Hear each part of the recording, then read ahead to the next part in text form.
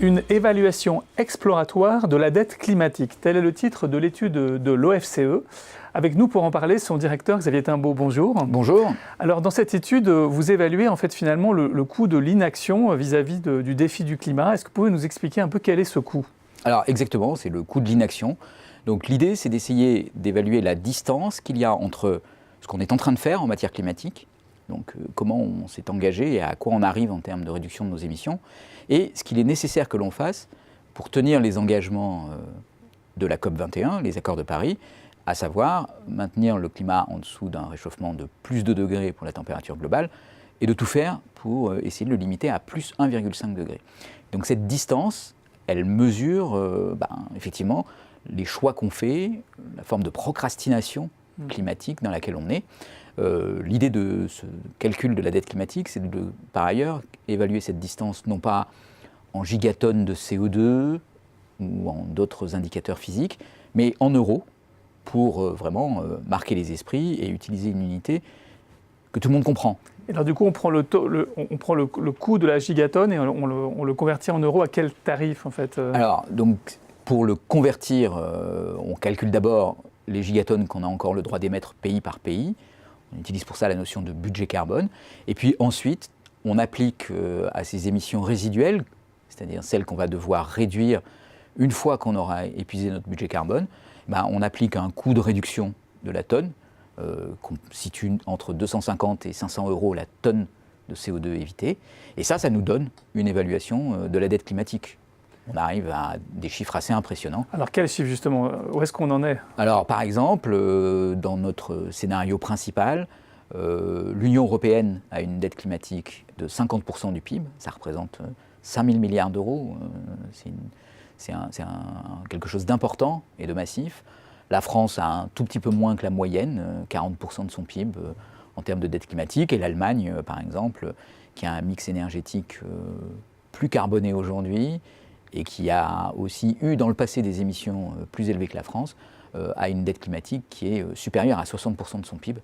Donc là aussi des montants qui sont importants et qui montrent que on est vraiment aujourd'hui face à ce mur, le mur du changement climatique, et que les décisions qui s'imposent deviennent effectivement très coûteuses.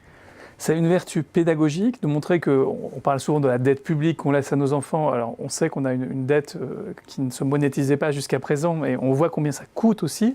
Est-ce que ça veut dire qu'il faut engager d'ores et déjà cet argent ? Et du coup, à l'échelle européenne, ça veut dire un plan d'investissement massif qui serait financé un peu comme la crise financière, face à la crise financière, disons par une action des banques centrales d'investissement massif et donc de création monétaire indirecte. Alors, oui, c'est une vertu pédagogique et oui, effectivement, c'est là pour dire on s'est beaucoup préoccupé d'un certain nombre de sujets, comme la dette publique. La question du climat ne fait pas évaporer la dette publique, c'est une question qui vient se rajouter en termes de problèmes, mais effectivement, elle va nécessiter des moyens importants. Dans le travail qu'on fait, on ne répond pas à la question de savoir comment on fait pour dépenser cet argent, c'est-à-dire en particulier, qui doit payer ? Est-ce qu'on doit mettre en place une fiscalité environnementale et ce sont les ménages qui doivent payer ?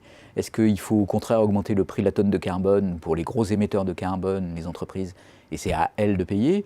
Ou est-ce que c'est l'investissement public ou les banques centrales qui doivent prendre en charge ces éléments de transition environnementale ? Surtout, le chiffre qu'on donne, c'est un espèce de chiffre dans un scénario du pire. Donc, l'idée qu'il y a derrière, c'est que si on prend sérieusement cette question de la transition énergétique et environnementale, on peut arriver en fait à que ça coûte moins que le chiffre qu'on donne. Donc c'est aussi une forte incitation à dire, voilà, plus vite on agit, moins ça coûte cher. Exactement. Comme souvent dans les catastrophes. En fait. Exactement. Et en plus, l'autre message, c'est de dire les montants sont très importants, et donc on ne peut pas rester dans l'ambiguïté de dire on ne sait pas qui paiera, on verra plus tard. Parce que plus on fait ça, plus le poids de la facture tombera de façon injuste et on voit à quel point ces questions-là sont importantes. Ce qu'on a eu comme taxation sur le diesel et sur l'essence n'est qu'un petit avant-goût des sommes en fait, qui sont en jeu. Et quand ces sommes vont arriver et qu'il faudra les honorer, alors les conflits potentiels seront énormes. Donc voilà, il faut vraiment aussi avoir conscience de ça. Et anticiper dans les politiques publiques non seulement ce qu'il faut faire, mais aussi qui va payer. Et ça semble des montants qui ne sont pas à la hauteur de la gestion courante, donc ça suppose des mesures exceptionnelles sans doute. Des mesures exceptionnelles, des stratégies de moyen terme. On est sur des horizons de temps de quelques dizaines d'années, mais pas beaucoup plus. Donc ce qui veut dire que c'est à prendre en compte pour cette génération-là, et pas remis à plus tard. Et effectivement, il faut avoir ces stratégies de moyen terme. C'est ça qui peut permettre d'en sortir de façon organisée et sans avoir une dissolution de nos modèles sociaux. Xavier Timbaud, merci pour cet éclairage sur notre dette climatique.